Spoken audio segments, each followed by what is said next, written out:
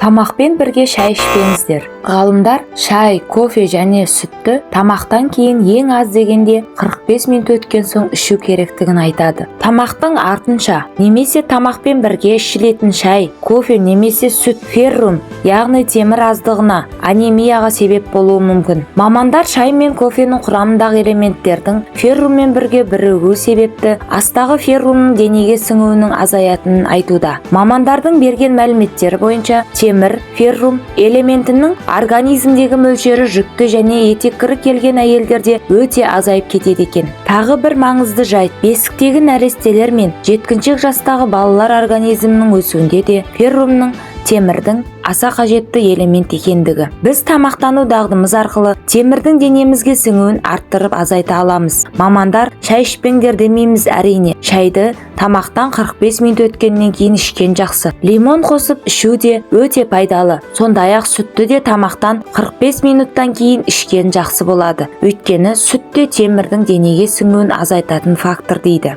Анемияның алғашқы белгісінің әлсіздік және тез шаршау екендігін айтқан мамандар, кейін бас ауруы, бас айналуы сияқты белгілер шығуы мүмкін. Оттегіні қанда алып жүретін гемоглобин азайғандықтан жүрек бұны жеткізу үшін көп еңбек етеді. Тіпті жүректің үлкеюі және жүрек жетімсіздігі сияқты белгілер пайда болуы мүмкін деп мәлімдейді. Тамақты ыстық шаймен ішуге дағдыланғандар тамақтану кезінде шайдың орнына жылы су тұтынса болады. Сондай-ақ темірдің ағзаға сіңуін арттыру үшін С витамині тұрғысынан бай азықтарды тұтыну маңызды екен. Мысал келтіру керек болса, таңғы асты ішер кезде шайдың орнына апельсин шырынымен ішу немесе құрамында С витамині бар салаттармен бірге жеу де денеге темір элементінің алынуын арттырады.